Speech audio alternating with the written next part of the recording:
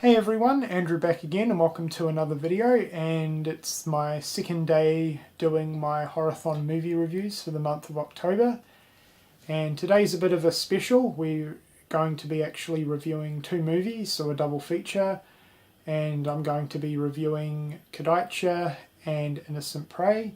Fairly recent release here on DVD from Umbrella Entertainment, and I'll get to that later on in the video. But yeah, I'll quickly give a rundown of the plot and then move on to what I thought of these films. So Kadaicha, we're going to start with that one. Essentially it is the main feature on this disc, and first off, the artwork on that is pretty awesome. And keep in mind, I'd never seen either of these movies prior to watching them, and I'd never really heard much about them, to be honest. They were kind of lost, obscure Aussie horror movies from the 80s. To get a chance to check these out was pretty cool.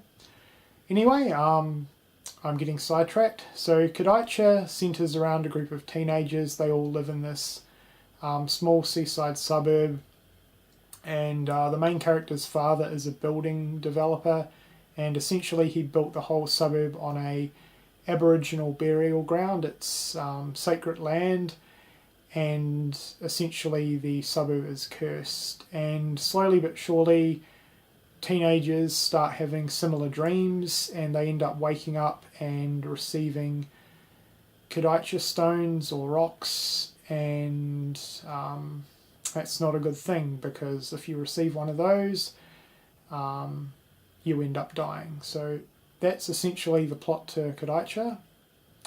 Now, Innocent Prey, completely different storyline, and it actually stars PJ Souls, and basically in the beginning of the film she's trying to escape her deranged husband, who she sees kill someone, and she has a friend that lives in Sydney, so she ends up moving to Sydney, where similar events start happening to her over there. So that's a quick rundown of the plot for Innocent Prey.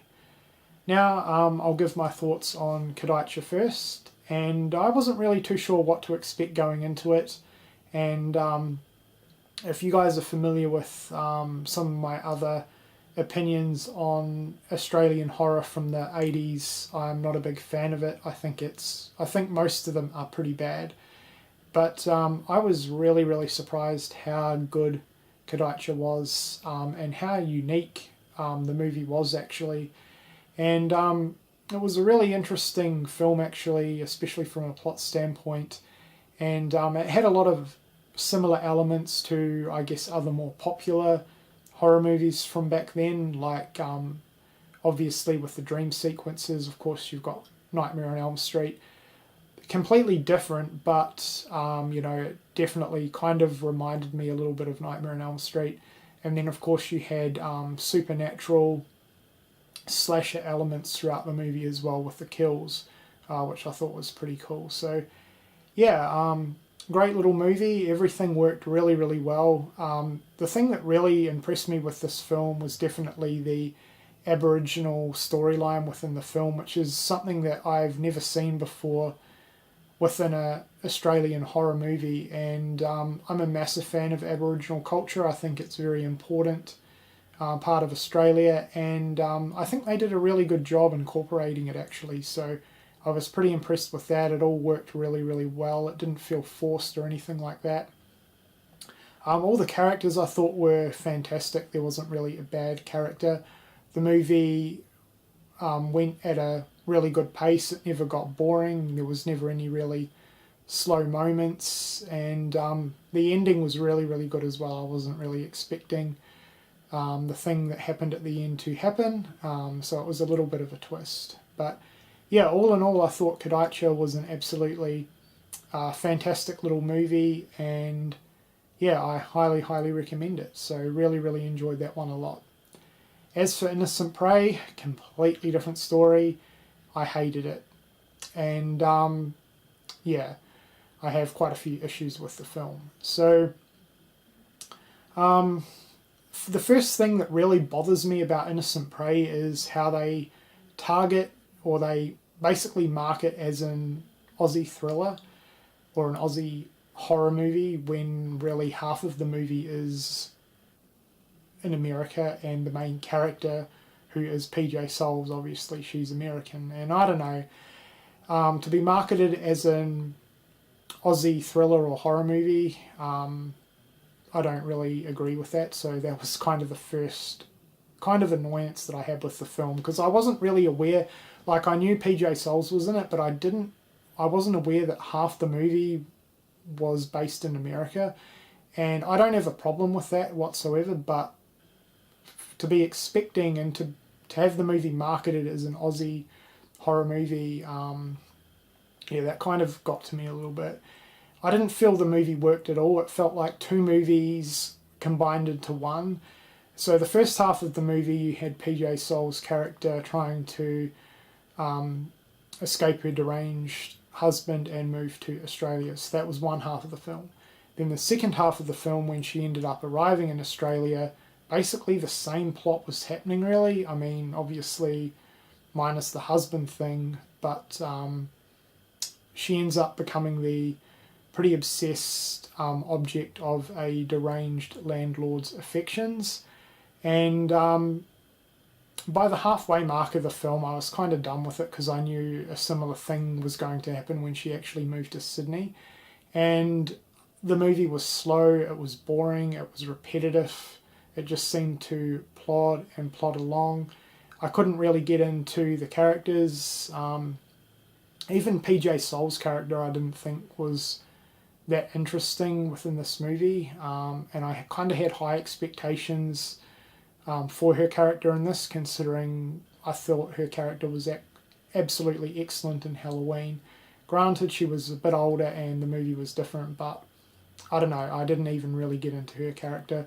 I will say, though, the deranged landlord was definitely, in my opinion, the best and certainly most interesting character within this movie. He was really, really creepy.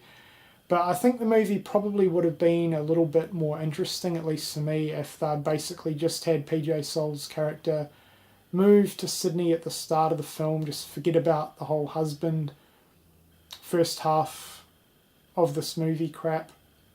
Just focus on her moving to Sydney, and then basically the whole movie playing out from there with the deranged landlord stalking her, basically. I think that would have probably been a better film.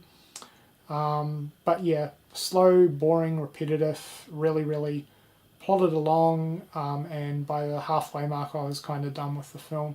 And the ending was really, really predictable as well, and kind of meh. So yeah, I didn't care for Innocent Prey whatsoever, but Kadaicha I thought was absolutely fantastic. So yeah, now I'm going to quickly talk a little bit about this release overall.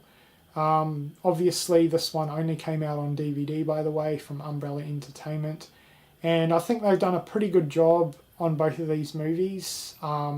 There's definitely noticeable print damage, especially in Kadaicha, but I think for the film prints and negatives they had to work with, they did a good job. And just to see Umbrella Entertainment really digging the vaults of obscure 80s horror movies and releasing them onto DVD for the first time is pretty awesome, and hopefully they do a lot more of these releases in the future.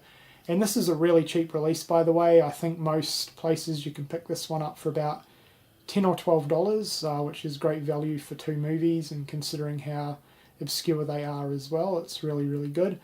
The admission price alone is worth it for Kadaicha, but completely skip on watching Innocent Prey. I don't recommend that at all. But as I said, Kadaicha was absolutely fantastic. Okay, so that was my review of Kadaicha and Innocent Prey. If you've seen either of these movies, let me know what you thought of them in the comments section below. I hope you've enjoyed this review, and thank you for watching.